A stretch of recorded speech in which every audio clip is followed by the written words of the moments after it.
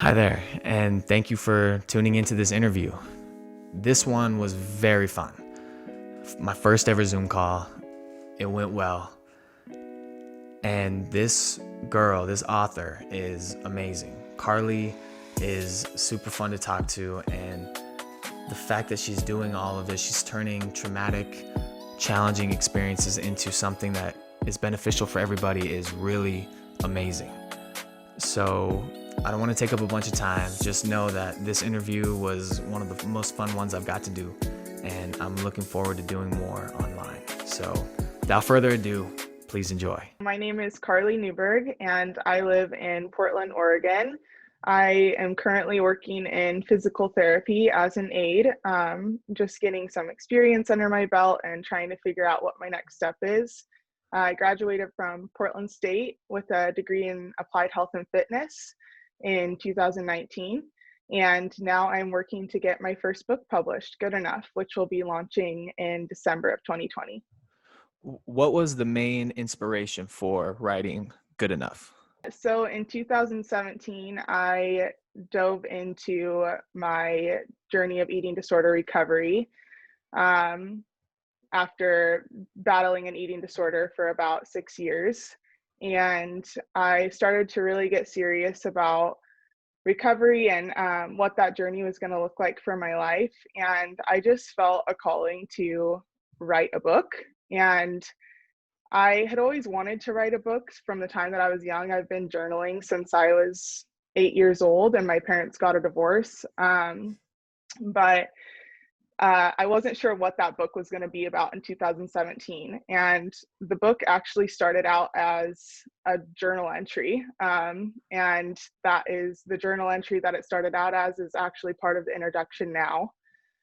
And then yeah, so that was kind of my inspiration, was just like, I am starting this journey. I'm starting to be very reflective as to how my past has affected my future and my present life. And yeah, I wanted to be able to share what I had learned thus far with other people. And it's funny because looking back, I was, I still had so much to learn. I think about myself in 2017, and I was just starting recovery. Right.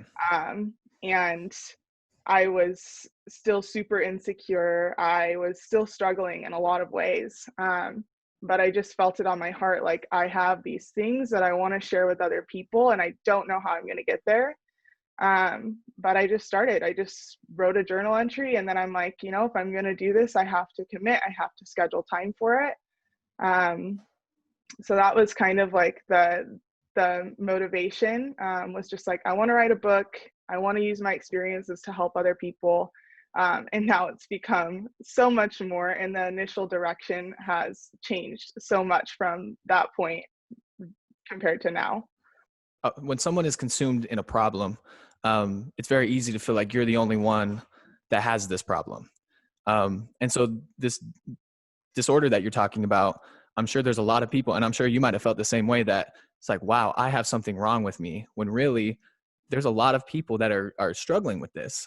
Could you kind of go into more specific detail about this eating disorder that you had? I guess I just want to know, like, what specifically to focus on here, because I get overwhelmed with that question because there's so many different directions to Right. go with it. So you say anorexia, Yeah. bulimia, and Yeah. exercise addiction. Let's go Uh-huh. into anorexia first. Let's just kind of break down these three things a little bit. How would you properly say that when you were experiencing anorexia, when you were going through anorexia? Yeah, when I was going through anorexia. Okay. Yeah. Okay. Yeah. What was that experience? So anorexia, that part of the disorder, which is what my eating disorder initially started out as, was a lot of intense restriction, with food specifically. So that restriction started out pretty mild, where I was just paying attention to what I was eating a lot closer. I had started running cross country, and being a runner, you do have to pay attention to what's going in your body, and you want to be prepared and fueled up for races. But I had grown up in a home, and just a lot of my childhood didn't really pay attention to what I ate. I ate what was available. I loved food. I was a big foodie from a young age, but food wasn't all that available to me after my parents got divorced and I was living with my dad, and it wasn't. It was very inconsistent. The pantries weren't always full. There was, nights where I didn't know what we'd be having for dinner. My dad owned a bar, so he was gone a lot of the time, and it was kind of just like fend for yourself, or there's frozen stuff in the freezer, or I'll bring you food home when I get home from the bar, which a lot of the time I didn't know when that was going to be. Um, but when I started playing sports, as I got into late middle school and high school, we'd go on, trips we'd go on travel, like weekend tournaments and stuff. And I'd start eating out with coaches and my teammates, and I started discovering like, wow, I really love food. And I think a lot of it was because I was sort of being deprived of some of my favorite foods and things that I enjoyed in my home life. And I wasn't really given a choice in my home life. But when I started running cross country, it became less of like, am I eating the right foods? Like, and if anyone knows like what the Enneagram is, I'm a 1 on the Enneagram. So I'm a very black and white thinker, and my driving motivation in the world is to do what is right and to do good.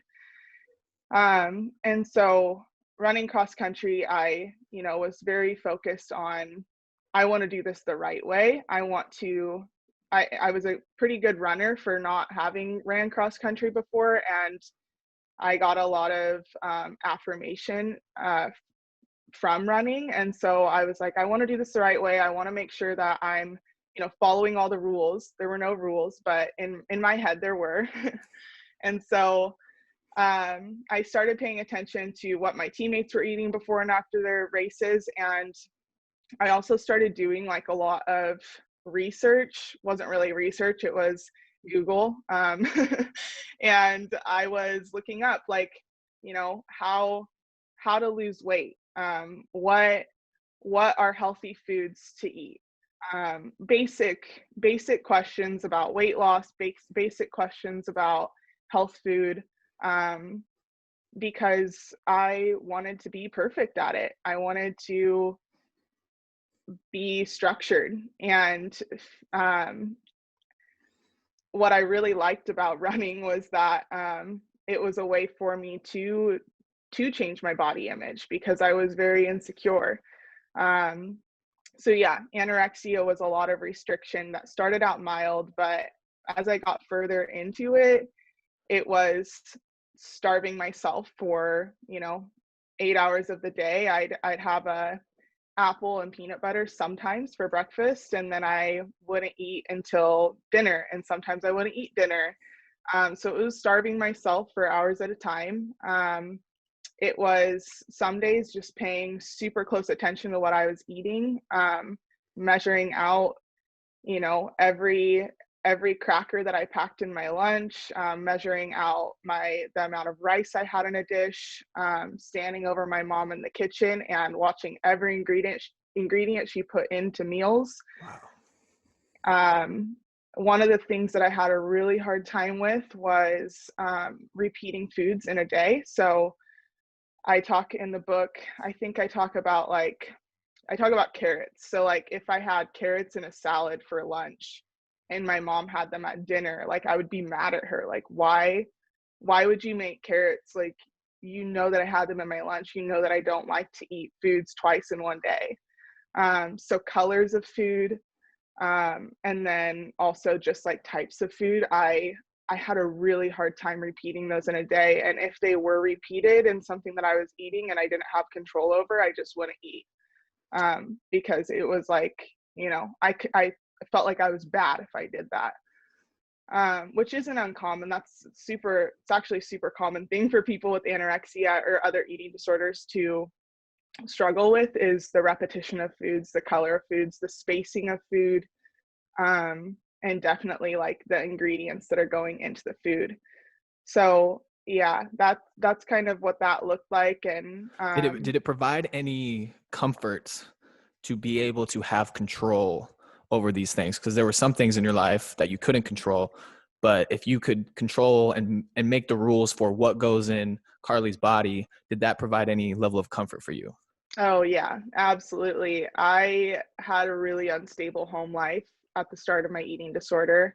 I actually, before I joined cross country, started running just like a mile in the evenings just to get out of the house and to clear my head. I really liked the way that I felt afterward.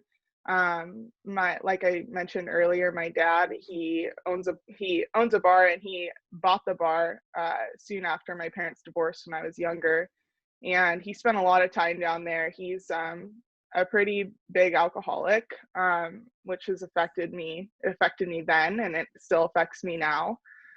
And we didn't have the greatest relationship at that time. And my home environment was just, it wasn't safe. It wasn't safe for me, and I didn't feel at ease. I felt more at ease at school. I felt more at ease when I was playing sports. And so running and paying attention to the food that I ate at that time was definitely, and also my eating disorder was a source of control.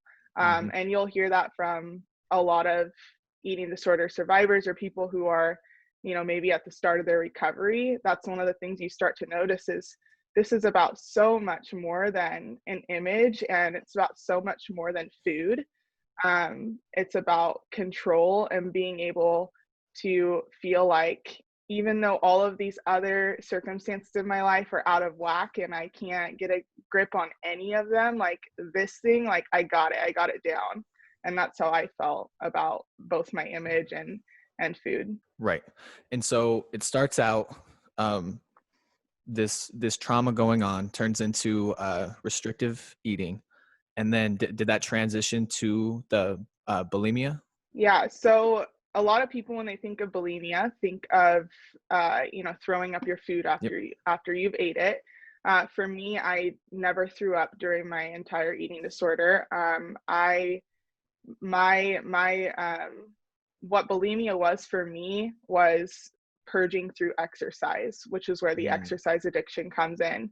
So bulimia is purging your food, and you can do that in an assortment of ways. It doesn't have to just be through throwing up. So for me, it was started out with exercise. So just trying to work for everything I ate and compensate for everything I ate through exercise. And then that eventually spiraled into me taking laxatives as well, which is another form of bulimia. and that purges the food that you've ate, as well. Hmm. Was it hard doing these things that were seemingly healthy, that you were focused on your diet, you were exercising? How do you go from thinking I'm doing the things that I need to do to take care of myself, I'm eating healthy, I'm working my body, to whoa, I should probably pump the brakes, I'm taking this a little too far? When was that? Yeah. Um, well, it's definitely difficult when you have people affirming what you're doing, especially at the very beginning of my eating disorder. I obviously didn't know at that time that I had an eating disorder, that I was at the start of one, but I remember getting several compliments from people about Mm, the weight loss that I had experienced. I remember one of my friend's moms came up to me after a cross country practice, and she was like, "You look so good. Like, this, like, cross country is changing your life. You look amazing, and how have you done it, and what's your secret?" And I said, "Well, I just run, and I've stopped eating 2 hours before bed. That was one of the tips that I had read online. mhm, Drinking lots of water." And they were really like, I was super innocent at that point of right, like, I wasn't really trying to like have these disordered behaviors, but I was doing the things that I was told were healthy for me. I right, was running, I was drinking water, I was not eating 2 hours before bed. And so that's where a lot of the tension that I faced later on, when I realized like, oh, I do have an eating disorder, came in, because I was like, wait, like, okay, yeah, like I guess I have an eating disorder, but also these things are healthy. Like, I've been told by all these people that these things are healthy. But you can definitely take health too far. You can take exercise too far, which I had no idea. Um, I thought that it was like such a praiseworthy thing that I would spend 2.5 hours in the gym some days. But it's not, because that time could have been spent with friends, or, in a social activity, or working towards something else that had nothing to do with my body. But I was so focused on control and wanting to obey the monsters in my head that I talk a Hmm. lot about in the book.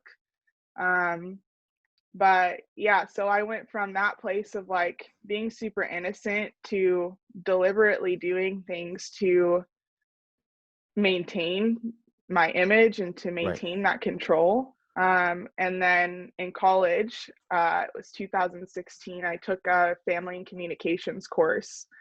And that the one of the days that I was in class, our professor was talking about eating disorders and how eating disorders manifest, how they affect the individual, how they affect the family.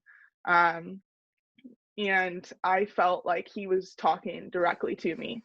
I remember sitting there, I was in the front row, and I'm like, this guy's like, everyone knows, like, this guy's talking right to me. And it, just hit me hard when your heart starts to pound, Yeah. you Yep. feel like you could cry, and you don't even want to move, because you're like, if I move, people are going to know that, like, this is me, this is what I struggle with. Um, and so I left class that day. I think I was going to go to the gym, but I went straight to my dorm room and I got on the phone with my mom, and I just broke down crying, and I apologized to her, and I said Wow. I didn't know that I had an eating disorder. I hadn't been educated on eating disorders in enough detail to understand that what I was doing was disordered. Um, and yeah, I felt really bad. I felt like she was the main person I needed to call, because I get into it in the book, but we had just an interesting go with our relationship. We were apart for 10 years. We didn't live together for 10 years. And then I moved in with her in the middle of my eating disorder and lived with her for the year before I went off to college. And we went through everything that an 8-year-old girl and her mom go through when I was 18 years old. Um, and that was difficult. And it was even more difficult because, well, because of the eating disorder and where I was at mentally, but also because of the resentment in our relationship. I had a lot of resentment toward my mom, and she had a lot of guilt for not being there for me more when I was younger. And so she tried to be there as like, I know something's not right, you're too skinny, Hmm. what's going on here, but also wanting to keep the peace and not upset me, because she wanted me to know that, like, I'm on your side and I'm there for you. And anytime that she made me feel otherwise, I would just lose it. Like, I'd throw stuff, I'd yell, I'd freak out and be like, why are you not on my side? Like, you out of all people should be on my side. And I just guilt trip her, like, and make her feel bad. And she did feel bad, because she has a lot of regret in that way. So she was just in a hard place during it. And I I mean, still, it just like gives me, I think about it, and it hurts, because I treated her like garbage. This is a great transition to those little monsters in your head. Because that, yeah, I have Mhm. that one of those questions lined up. That's one way that I've kind of talked about my experiences with those little monsters is it feels like there's almost this little like demon sitting on my shoulder and he's whispering little things in my ear, and the only way that he will have any power over me is if I listen to him. um, these little monsters in your head, when did you first start kind of feeling that? When did you first start getting to become aware that's like, dang, I have these voices that are just trying to drag me down at every point in my life? Um, so the first time I ever like heard my monsters, I guess, was in kindergarten. I would I start off the book this way, but I would be on the bus home from school, and at that time in my life, it was just like clutter, like so much noise happening all at once in my head. And and it wasn't like a clear, distinct voice or voices. It was just like my head hurts. Like I have all this noise in my head and clutter, and and it sounded like a bunch of voices overlapping. Mm, And when I started, and as I started to get older, those voices became a lot more distinct. They mm, became mhm. clearer. I started to hear what they were saying, and a lot of the time they were putting me down, or they were being controlling, or they were being mean and bossy. Um, that started to happen in late middle school, early high school, before the disorder started. Um, and one of the things about my eating disorder is that my monsters, those negative voices and thoughts, that were super convincing, they'd get quiet when I gave into the disordered behaviors. That's why, Right. an eating disorder is so addictive, is because you are satisfying those inner critics, or that inner Hmm. critic that's telling you to do all of these things. You're making them quiet when you finally do listen, and when you do get that control. But it doesn't last for very long. It comes back, and that's why you keep at it. You keep at the Right. cycle. Did you have any relationship with God growing up? No, I didn't. I didn't grow up in, like, religion was not a part of my upbringing whatsoever, other than going to church, like, with my grandparents on holidays, Hmm. or, sometimes my family would go to, like, an Easter service. I talk about creasters in the book, which are the people who only, like, go for Christmas and Easter. Yeah. So that's a term that I adopted. But no, I didn't, and I didn't start that journey until late middle school. What brought you to begin that relationship? I had a friend in middle school who I was playing basketball with at the time, and our families were sort of connected through another family. So, like, I had known of this girl, but hadn't really ever hung out with her, spent much time with her. Her name's Rosie in the book. I've changed all the names in the book just for privacy's sake. Right. Nice. So I'll refer to her as Rosie. But we started playing basketball together and started developing a friendship. And I'd find myself over at her house a lot of the time on, like, a Saturday night, and her parents would be like, "Hey, like, we're going to church tomorrow. Do you want to come with us?" And I'd be like, "Sure. Like, I've been to church before. I can go sit through a service and, Hmm. like, drink hot chocolate." Yep.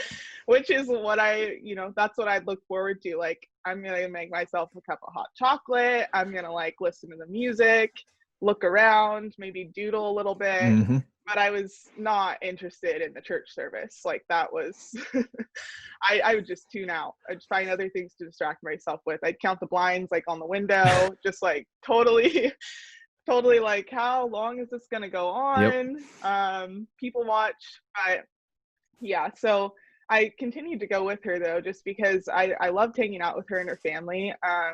And there was something about her family that just made me feel very safe. And when I was younger and when I lived with my dad still, I would do anything to not be at his house. I would, make as many plans as I could. I'd invite myself over to people's houses. I'd go and stay with family as much as I could, just because I didn't want to be home. And like I said, it wasn't a safe place, and I felt anxious a lot of the time. And so being over at Rosie's house and with her family, it was a safe place, and it was a place where I felt heard and I felt valued and I just felt seen. And so yeah, I kept going to church with them, and sometimes her dad would, like, ask me after church, like, "What do you think of the service?" and, like, Hmm. "What do you think of this?" And I'd just be like, "Yeah." Yeah. It was good. um yeah, and then I don't remember what exact church service it was, but slowly but surely I started to certain things in the message would start to pull at me. You Hmm. know, if they were talking about family issues, or if they were talking about forgiveness, or um, if they were talking about like not having hope, or feeling scared and wanting protection, like all of those things would call out to me because that's how I was feeling, or those things related to my life. And I would I would start to tune in little by little. And then I went to a couple like youth Christian conferences Hmm. with both with Rosie and her mom, and then also with my youth group. I did start going to youth group, and that was what really like sparked my journey of faith. And that's, I think it's because those were like more tailored toward youth. Hmm. Um, but specifically, there was one youth conference I went to called Acquire the Fire, and I went with my youth group. This is when I was like a little bit more serious about wanting to know who God was and what he was all about. And um they that night were talking about, you know, youth who had a bad relationship with their earthly father, and who had been hurt by their earthly father. And that's, you know, how I felt. I had a really big father wound at that time. I still do, and I'm Hmm. still working through that. But I was like, yeah, like that's me. And I remember that they called up anyone who that had spoke to, or who that was, that message was resonating with, to come up and like say a prayer with them. And I was like a super shy kid. I mean, I'm still pretty shy, but I was like, I think I need to go up there. Like I need to like go get prayed for.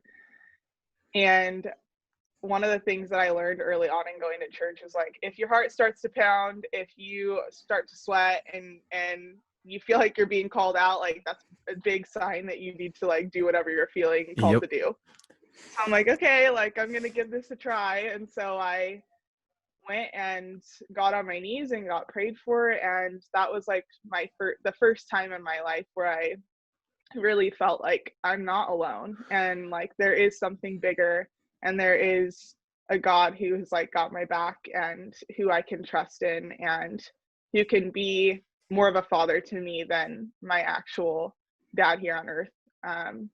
So that was what sparked that journey for me. And then Did it help you accept yourself as you were?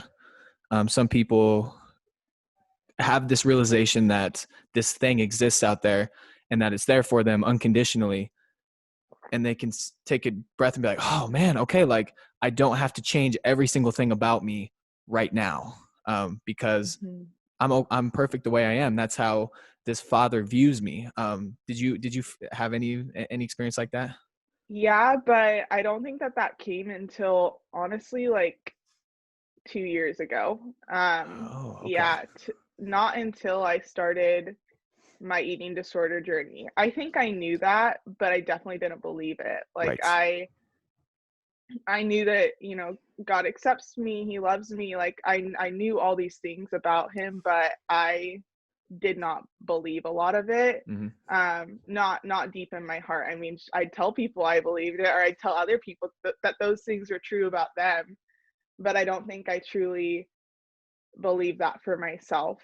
And yeah, I think at that point, what enticed me was that there is something bigger that I can put my hope in, Hmm. and I'm not alone.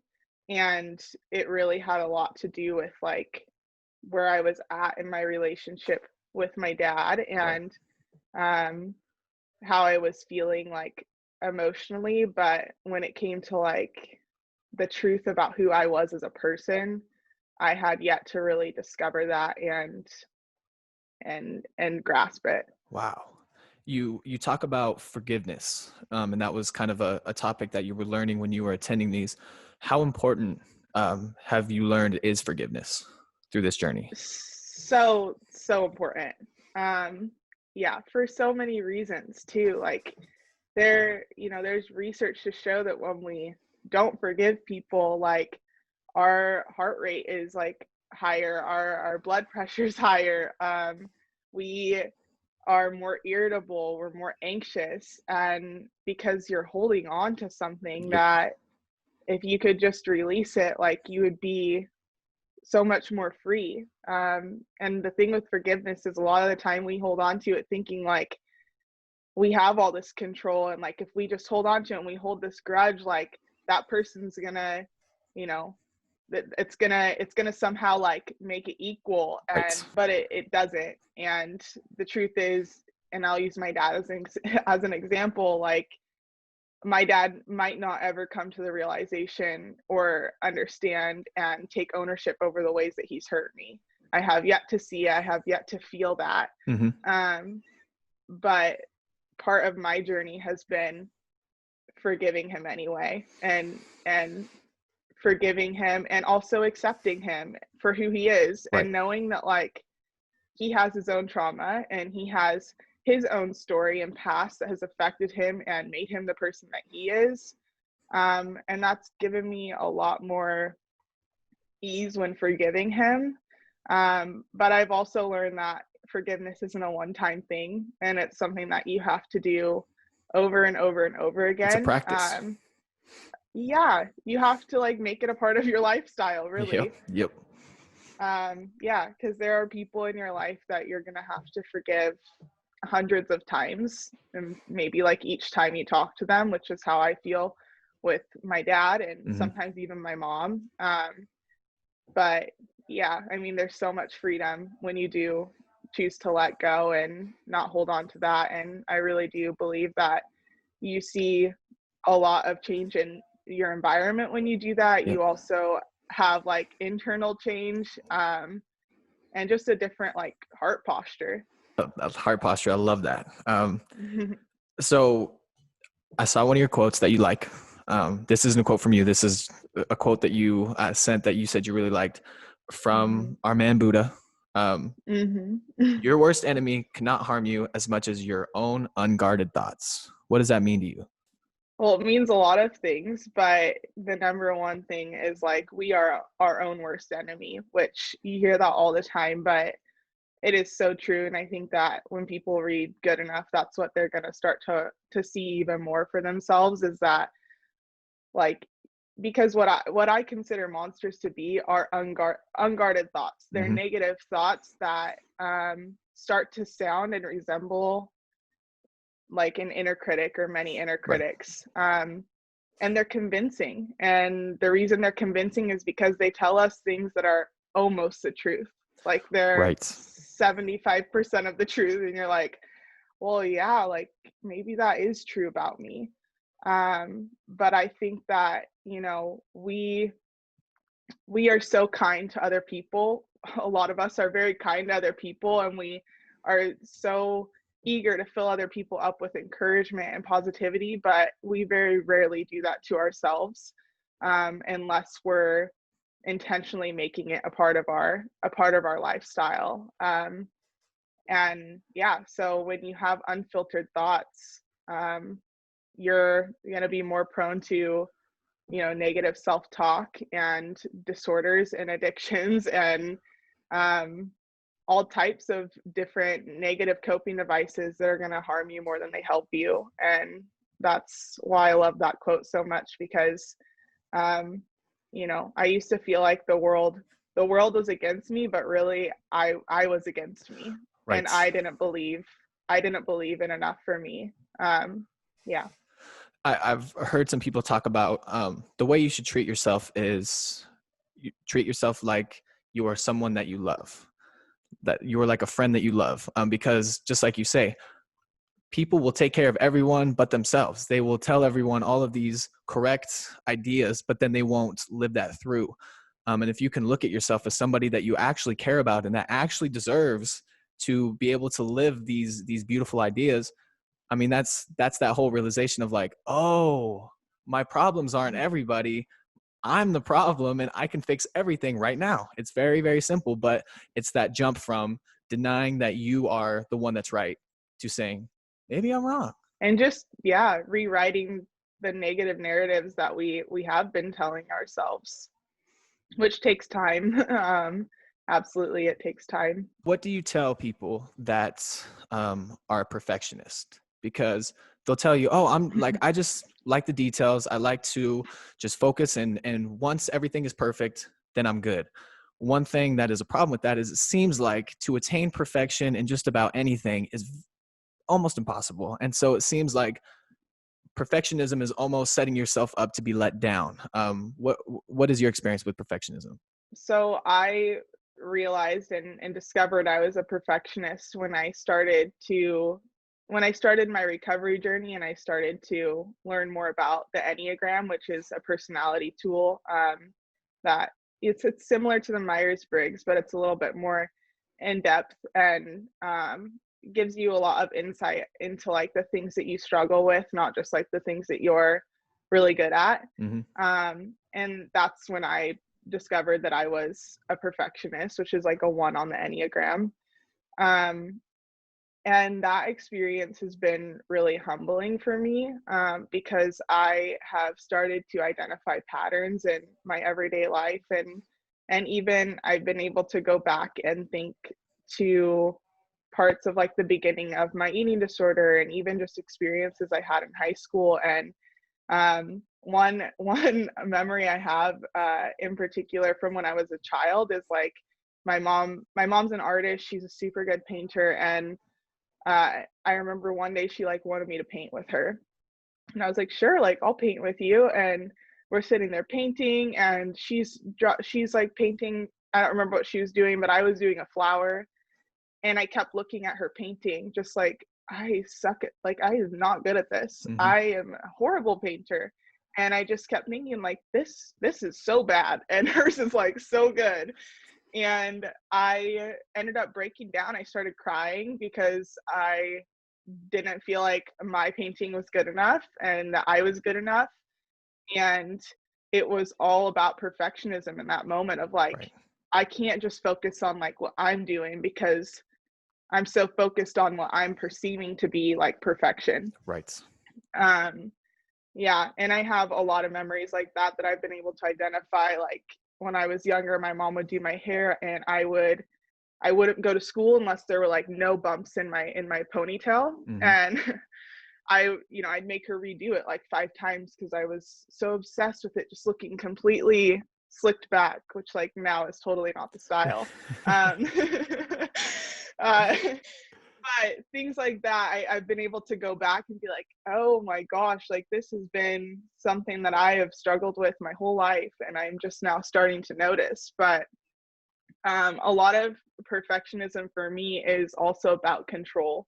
Mm-hmm. And there are a lot of perfectionists or ones on the Enneagram, or just type A personalities in general, that will struggle with eating disorders because it really does like give into that source of Right. control.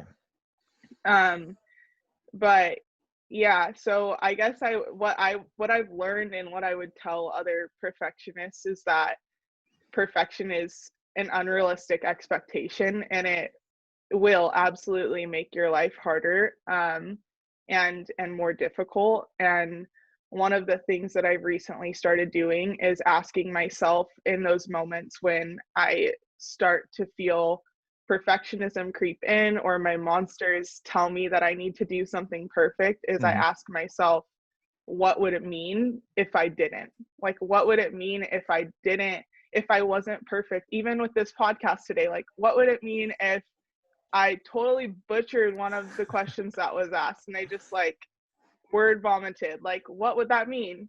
And what it would mean is like, you're human. Like, Yep. you're human, and that happens, and you're not perfect, and that's okay. Um, so I found a lot of freedom in that. And then also just like speaking affirmations over myself. One of the Mm-hmm. affirmations I wrote in my journal this week is, I'm not perfect, and that's okay. So just remembering that, you know, it's okay not to be perfect, and there, just like forgiveness, there's a lot of freedom in that when Right. you start to release perfection and focus on the things that are just good enough, which is why I love the title and why I chose the Yeah. title of my book. Um, is because a lot of things in life are that you just need to settle on, like, they are good enough Hmm. and you are good enough, and it's okay, and it's actually good if you're not perfect, because life would be really bland if we did everything perfect. Yes, it would. I like to look at humans as we are all perfectly imperfect. Yes. We have a lot of value. We have infinite value, but we also have limitations and ignorance and things that will make us do silly things. But we're all still very valuable. We're all still very worthy. We all are very much good enough. Um, Mhm. so to kind of wrap this up, can you just hit me with, if someone sees this, they might not have time to read your book. What is the main message that you are trying to get to everybody? Yeah, I think it's really just what I just said, is that regardless of, your past, regardless of your present or your flaws or the things that you've done or the things that you've been through, you are 100% good enough. You're 100% worthy and loved and chosen. In the book of Ephesians, it says that we're chosen and that we're predestined, and that we are seated next to God. And that's what I want my readers to know when they walk away from the book, is that they're good enough just as they are, wherever they are. And yeah, just to rest in that truth, and know that that is true about them. Thank you so much for watching. If you made it this far, I hope you enjoyed. Please subscribe, follow my other social media, and we'll see you next time.